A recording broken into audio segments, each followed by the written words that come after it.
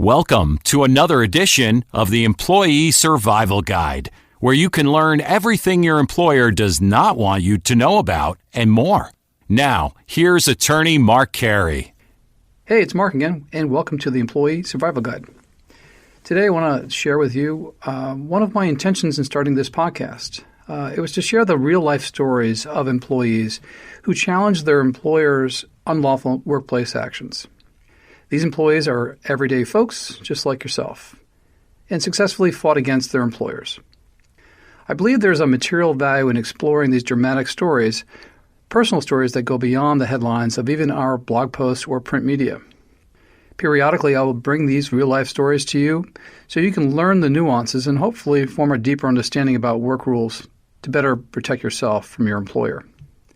My lofty goal is to help you spot legal issues before they happen and avoid them, or at least arm yourself for battle with your employer.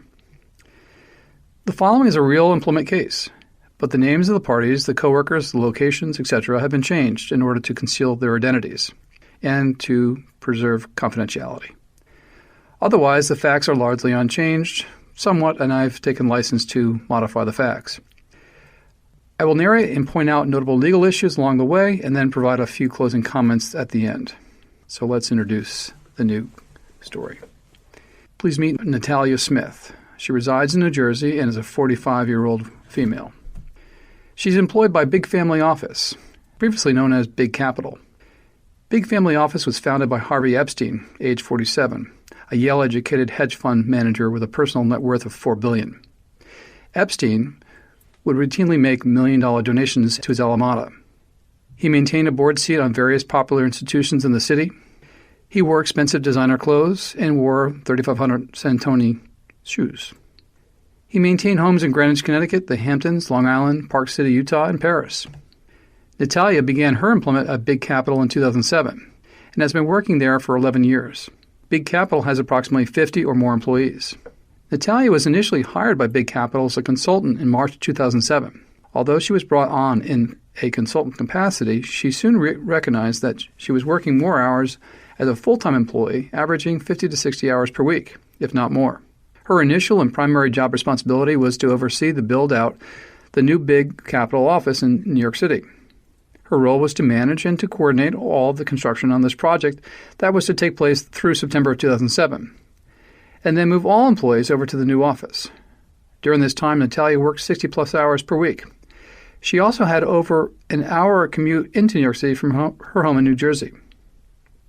In this role, Natalia was paid an hourly rate of $75 per hour. She was not given any overtime pay, sick pay, vacation pay, or health care or other benefits. She did not manage any employees. Thus, under normal circumstances, she would have been entitled to overtime compensation beyond 40 hours a week. What I just described was a scenario where a lot of people find themselves in terms of being an independent contractor, like Natalia. I have to point out to you that the law in most states requires what's called the ABC test, and it boils down to simply this: how much control over the time and duties of the employer has over the employee each day.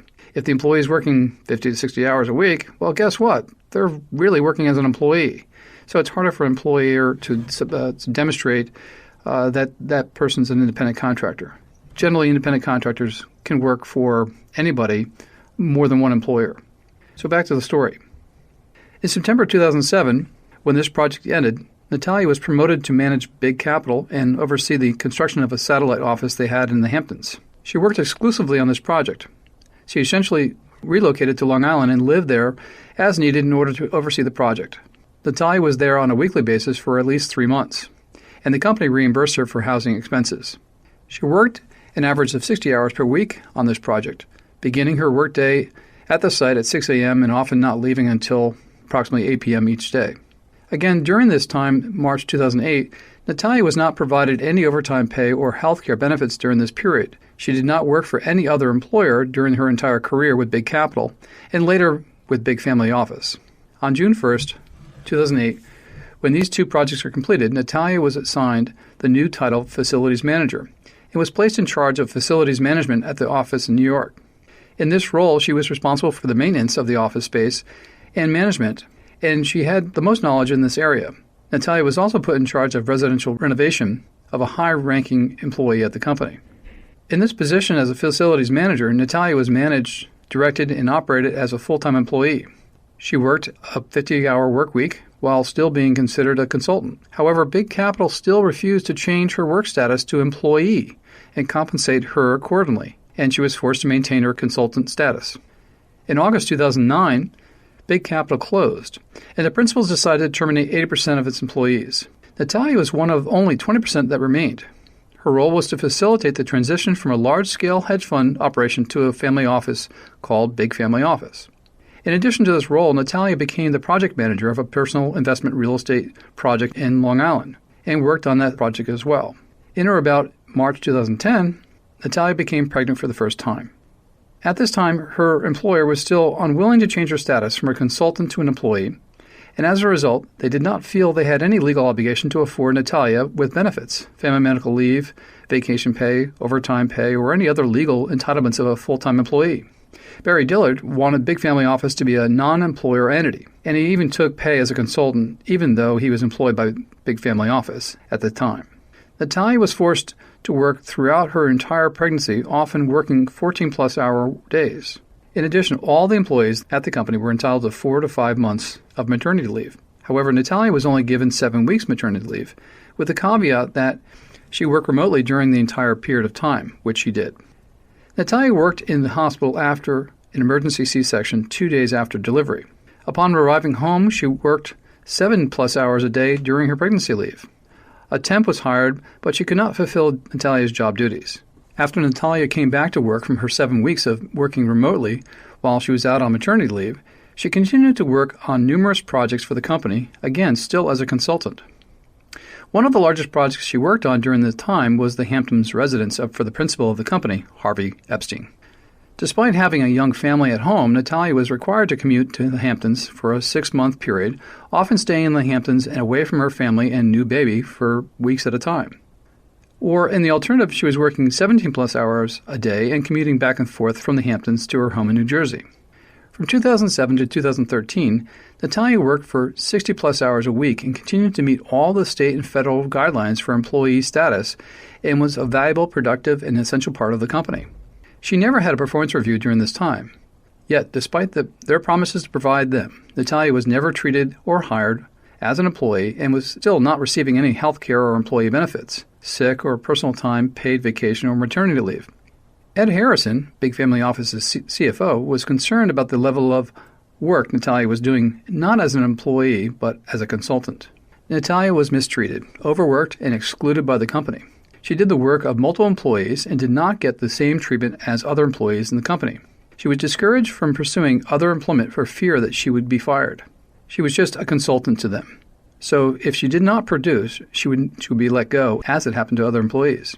Each year, between 2007 and 2013, at various points in time and in numerous conversations, Natalia was told by Ed Harrison and led to believe that she would be made an employee.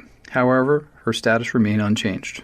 Natalia was embarrassed and humiliated by their failure to keep their promise and make her an employee of the company.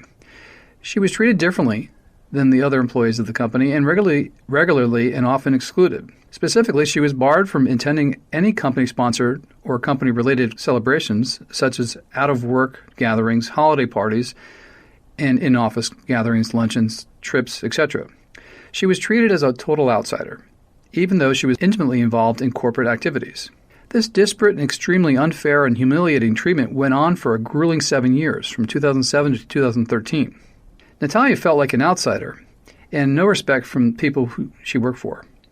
By 2013, it was understood by this point in time that any ongoing questioning about her employment status could result in her termination and was greatly frowned upon. This was confirmed by Barry Dillard. So Natalia kept quiet and did what she was told. She continued to work hard and diligently, as always, and was a productive and effective employee. On or about September 2013, Natalia was told by Ed Harrison, Big Family Office CFO, that it had become necessary that they hire her before they get caught. Natalia fully understood what that meant. She was working full-time for internal members of the same company. At that time, December 30th, 2013, Natalia was made an employee of Big Family Office with a salary and full benefits. She was offered a position at the company as a facilities manager and project manager and paid a salary of $230,000 and full health benefits. Her role there was ultimately the same as it had been for the previous 7 years. She worked as a construction project manager for both personal and investment properties, as well as facilities manager for the 33,000 square foot office. Natalia's job required her to still work both on-site and off-site on a regular basis, traveling back and forth to the Hamptons, Long Island, Connecticut, PA, and other areas to do on-site visits. She was on call 24/7 and required to respond at all times, days and nights, weekends, holidays, etc., or face retribution.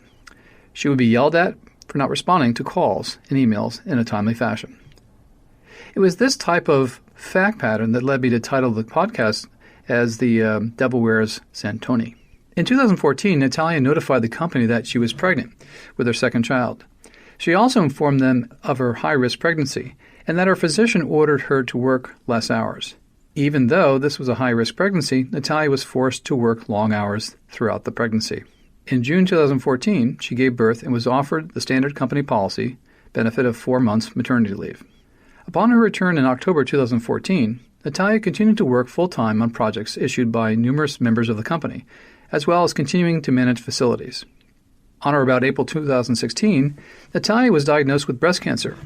She informed her employer about the diagnosis on April 15, 2016, and assured the company that her work would not be impacted. Even amidst this diagnosis and health issue, she continued her rigorous and demanding work schedule of approximately 50-plus hours per week until June of 2016, when she had to undergo a double mastectomy. Natalia only took 2 weeks off to have the surgery, and then was required to work remotely for 2 weeks, while attempting to recover from this major surgery, before returning to work full-time. Barry Dillard required her to work as soon as possible. In or about October 2016, Natalia needed to undergo reconstructive surgery, for which she only took off 1 week from work. However, they required her to work remotely that entire week. Barry Dillard again required her to work as soon as possible. During that time, Natalia was placed on medications to deal with post-operative cancer surgery recovery, which gave her adverse side effects, but she continued to work full-time. Also during this time, she had monthly doctor appointments in New Jersey.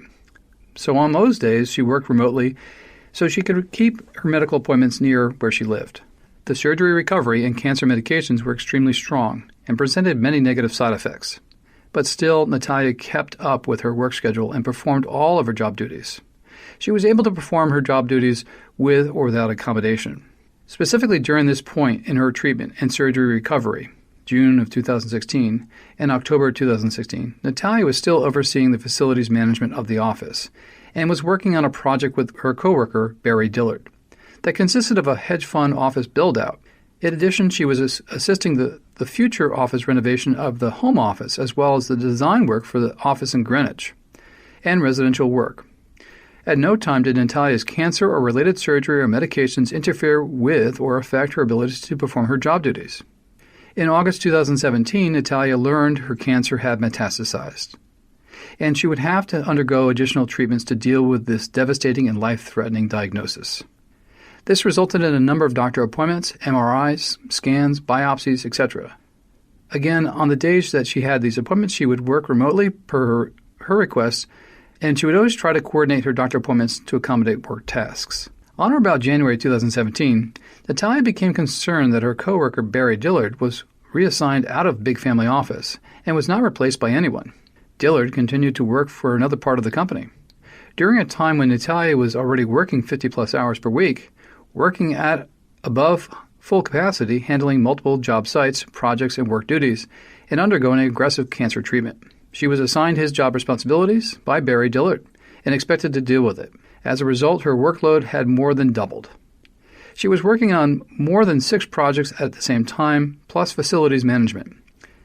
She had always had a great deal more responsibilities than other employees, but at this time it became almost unmanageable and caused her extreme stress and compromised her emotional and physical well-being.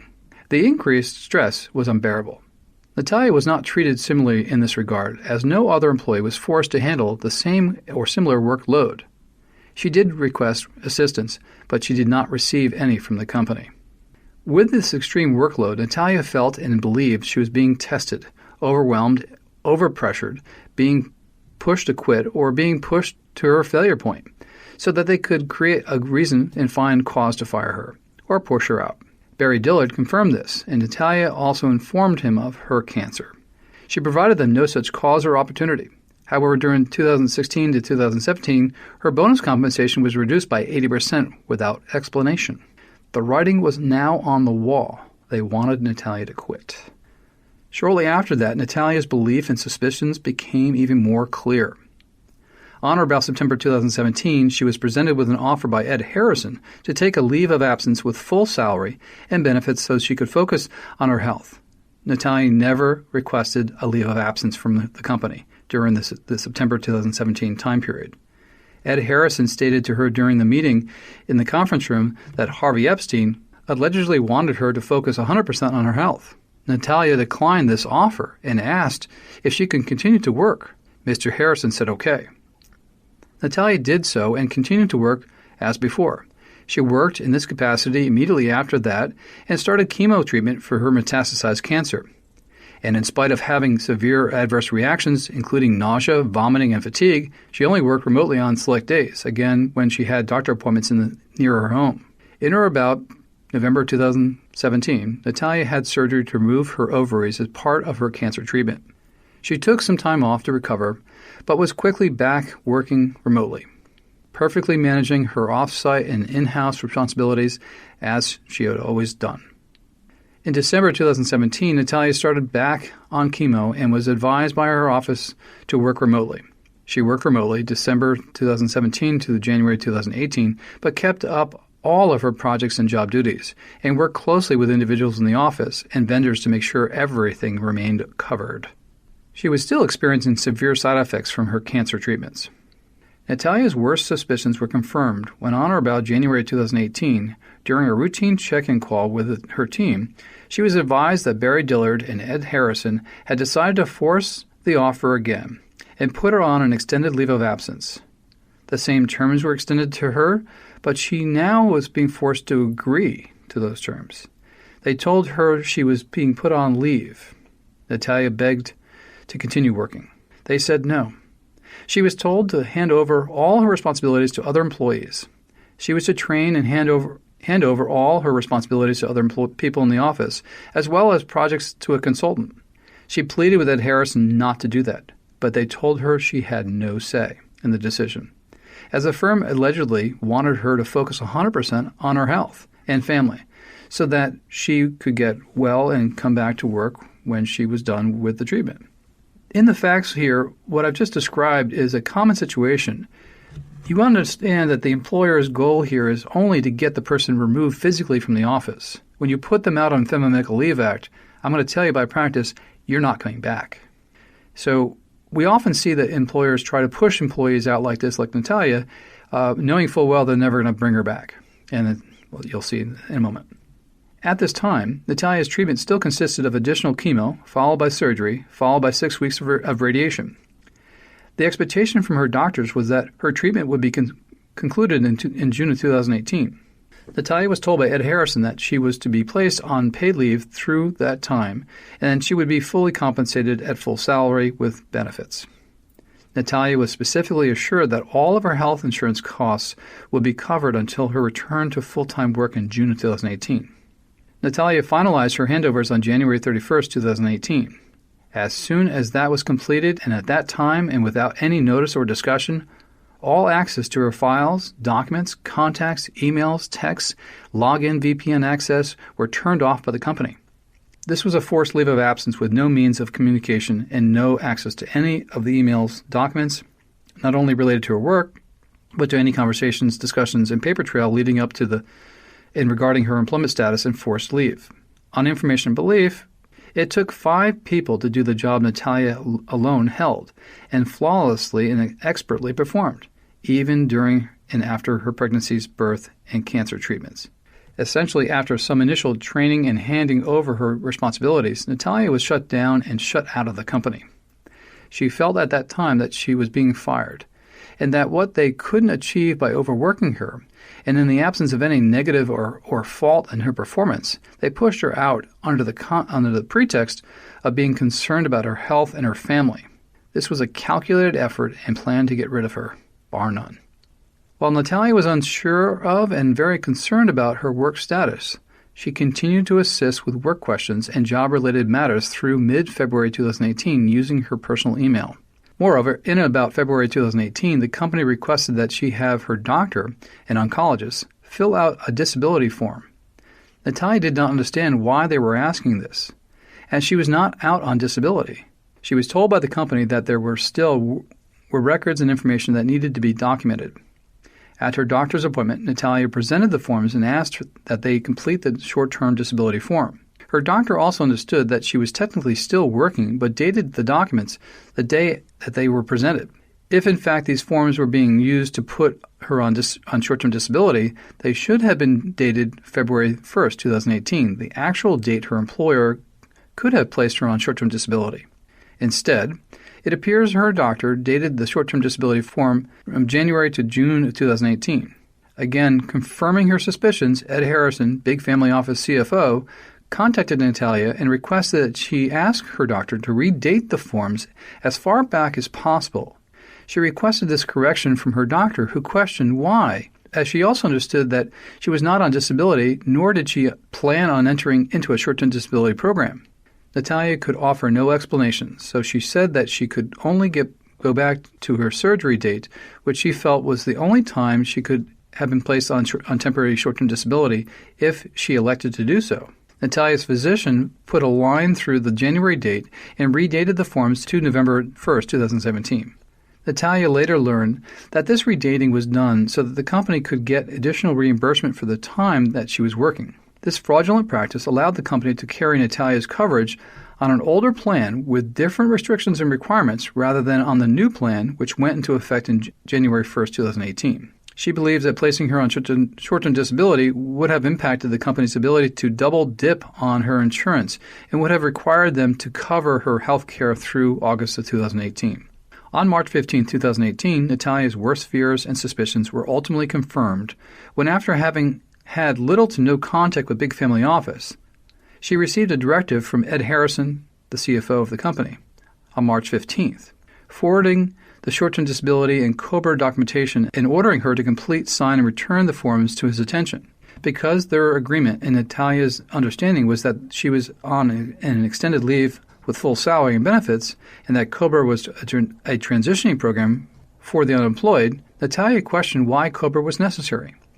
She received no explanation. She was simply told she was now being placed on long-term disability. Again, this reason made no sense in light of what the company had previously promised to her regarding her paid leave. COBRA is only provided to employees when they are terminated. Now, the facts leading up to this point are as follows. Companies will oftentimes force you out an FMLA, and then concurrently, at the same point in time, apply your claim for short-term disability to their insurance carrier. And once you go through 6 months of short-term disability, the employer will then put you in an application for long-term disability, whether or not you intended to do so. This is exactly what happened to Natalia. The issue with COBRA here is, she's right, they have to issue a COBRA when they terminate. However, they can issue a COBRA to her even though she's on long-term disability because she's technically terminated from wages, but she's not terminated from other benefits in the company. Now back to the story.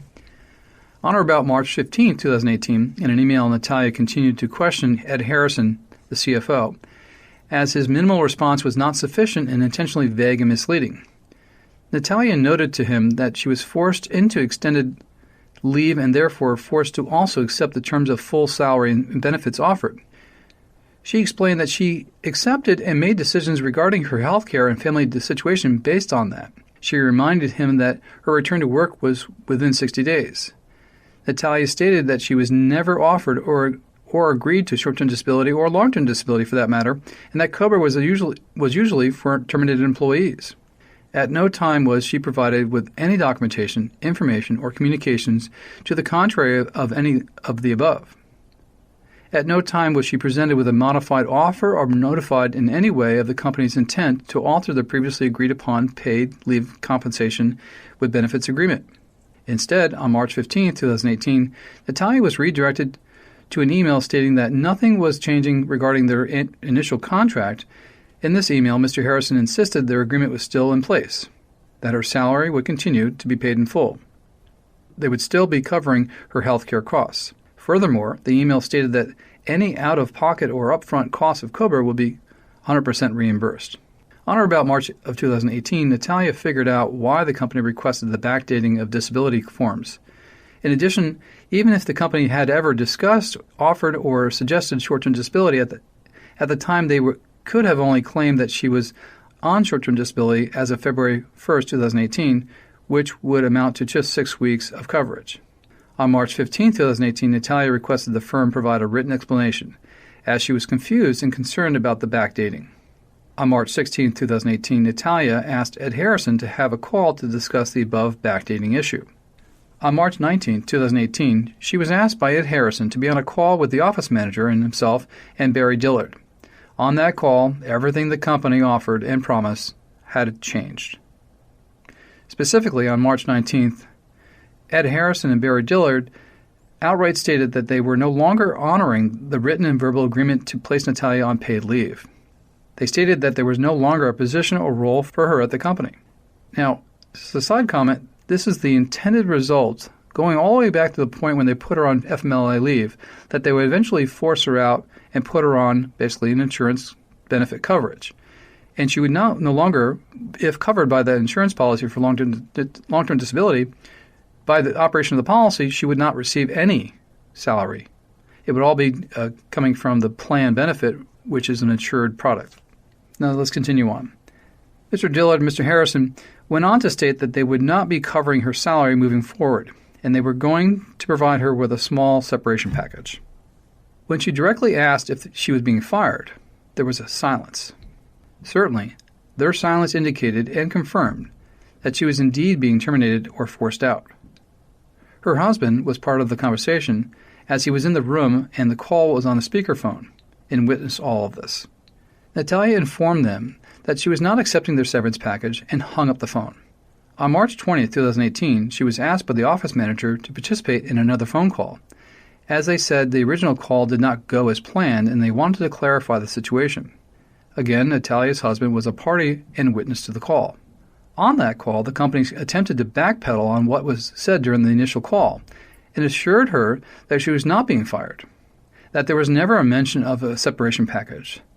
They did confirm, when pressed, that they were no longer willing to cover her health care expense as, quote, Harvey Epstein changed his mind, end quote, but could not tell her why or how much she would have to pay for cover under COBRA. They did not offer a reason why Harvey had changed his mind.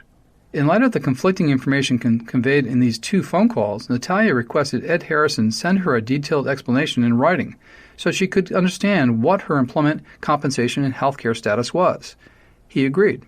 Instead, on March 21, 2018, Natalia received a letter from the company outlining only 3 options she had with regard to her employment. In sum, she was told to either return to work on April 1, 2018 and retain her coverage, cover her own long-term insurance with no explanation of the terms, or agree to the severance package.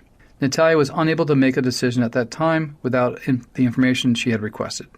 On March 23, 2018, the office manager and Ed Harrison set up another phone call with Natalia. In this call, as witnessed by her husband, they informed her again that Harvey Epstein had changed his mind about her salary and benefits coverage, which is why she is now being faced with the options in a letter dated March 21, 2018.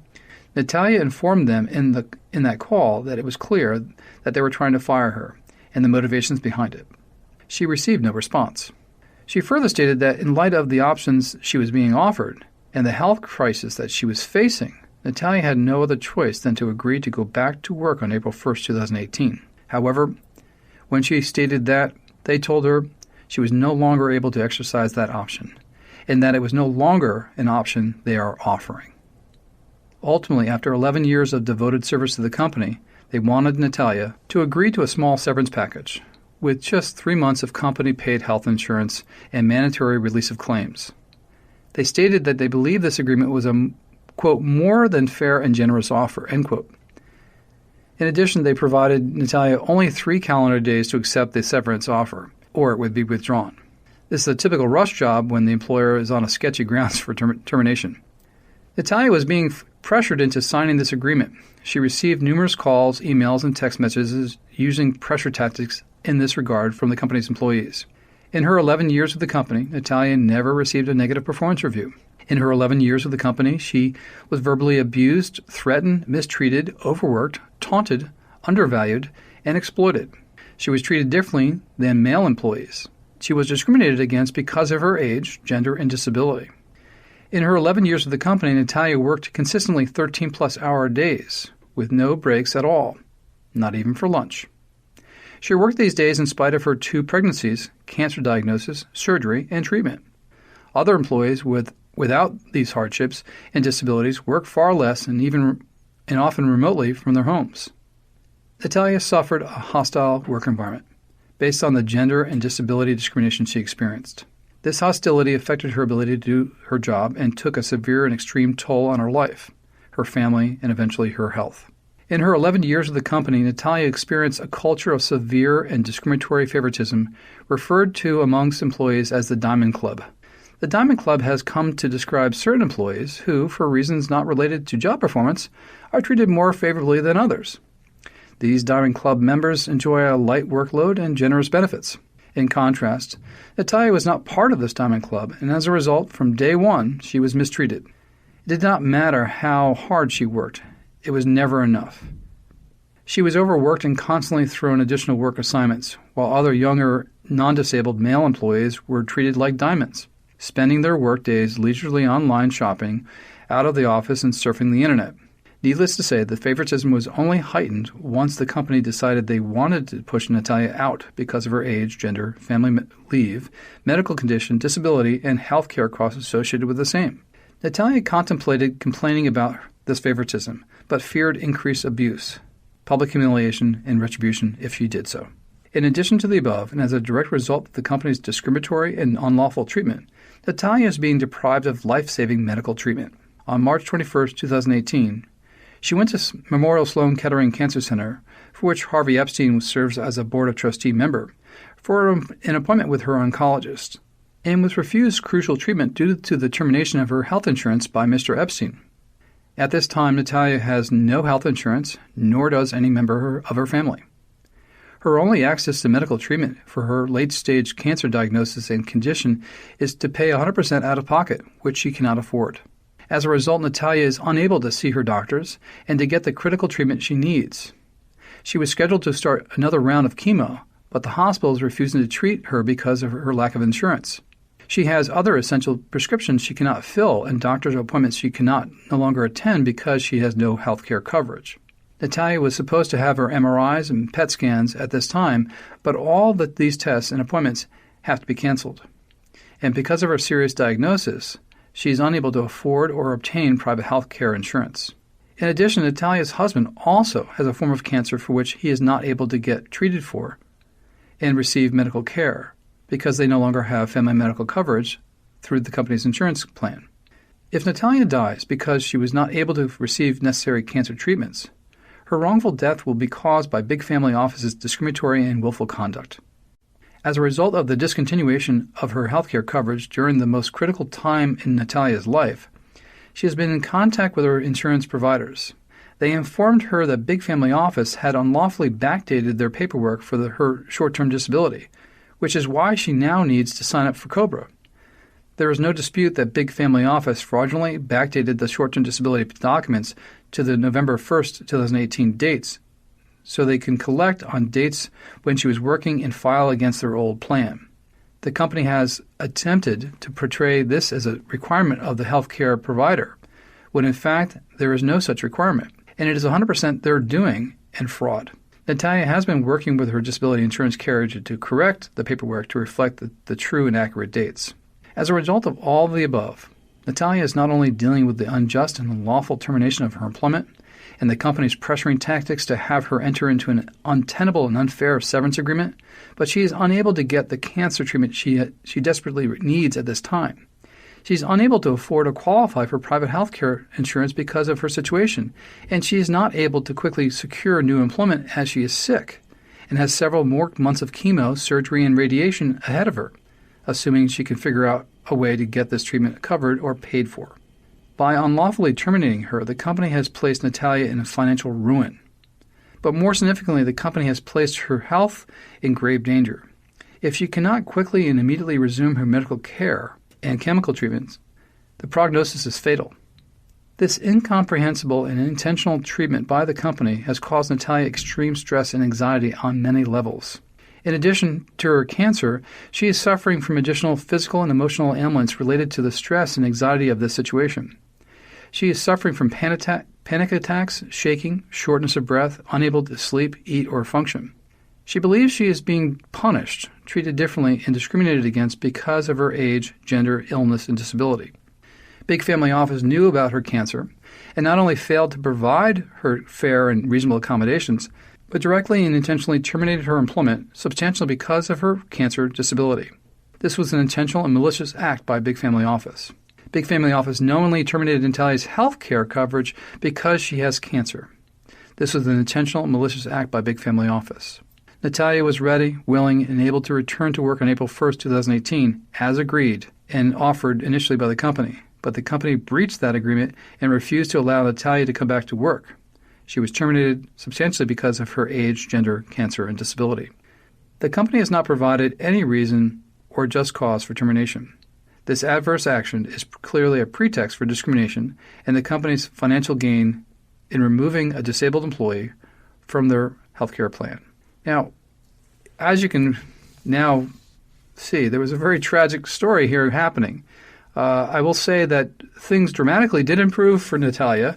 She was able to resolve her differences, is all I can say about it, substantially so. And I would say that the one of the biggest leverage points here was it was a disclosure issue because her $4 billion worth hedge fund boss didn't want this to come out in public. We have an Ivy League educated individual donating to charities in the city and trying to appear to be a well-respected individual. But in reality, the backside of it is he's treating his employee like a piece of crap. I mean, it's one of the foremost prominent cases in my memory that I can recall that just shocks the conscience. You need to understand that cases like this never see the light of day because they are settled. The good cases do get settled. But just as a summary of what happened to Natalia, a whole host of things happened to her that you need to be aware of so that when you're dealing with your employers in the future. When an employer puts you on FMLA, start documenting things for yourself because you didn't ask for FMLA. That was pretty obvious in the storyline. And same goes with a short-term disability and long-term disability. The employer is pushing the individual out into leave of absence purely just to get them physically out of the office. By my years of experience, I'll tell you that's the number one strategy employers use, and you need to fight against it, as she did here. She told them that she was going to go back to work on April 1st, and they said that's no longer an option for you. So this whole case would have erupted into a lawsuit had it not been resolved, and it would have made substantial news, I will say that to you. The other aspects of the case involve disability reasonable accommodations. When she requested a leave of absence for FMLA, it was also a leave of absence for under the ADA and whatever local city ordinance that they had. And the employer denied those accommodations. Initially, they gave her time off to work remotely, but even during her time off, they required her to work. So there was a disconnect between the accommodations being asked and presented. Eventually, you saw that the bias presented itself in the facts themselves of what they were doing. And it was, again, because of the fact pattern and pushing this individual into the utmost dire straits of financial ruin and healthcare choices that she could not make because she didn't have any money or healthcare coverage. That's why the case resolved itself. It's an extreme situation, but I wanted you to see and hear how other employees deal with things. This individual did find legal counsel well in advance and was able to frame that story that you just heard to the employer with successful outcomes. So it's really important to document what you're doing behind the scenes offline. Don't use a computer that's work-related, and develop your case if you find yourself in this situation. The other aspects of the case that are notable is simply the healthcare termination issue. It's tricky, but yes, the employer can terminate your healthcare benefits while you're on short-term disability. It's really a driven issue by the plan documents, so check your portal in HR and see whether the when you get on short-term disability and long-term disability, typically long-term, you lose your health care insurance and you get that COBRA notice. It's very disconcerting when you do get it because you think, well, I'm on benefit, but you're terminating me. It does happen that way. Not all the times. It generally does mean that the employer is trying to get rid of you permanently. Because when a company does offer you short-term and long-term disability, your first reaction is, okay, it's a benefit from employment. I can go out on leave, receive 60% of my pay, et cetera, and then come back. Well, I'm going to tell you something. As an ERISA attorney doing this for 25 years, you ain't coming back, period. I have never seen an employee come back from LTD coverage. So when you go down that slippery slope of FMLA, you're on your way out. I'm just going to break the news to you. You ain't coming back. So it's what we see. And so I need you to take hold of that information and protect yourself going forward. So that's the story I wanted to bring to you, and I'll try to do others similar to this in the future, as to give you a real-life situation instead of just maybe preachy type of like blog articles with opinion and whatever. This is a real situation that happened to someone, and it's tragic, and there's a lot to be seen that's happening in there. So if you want to replay it, go ahead.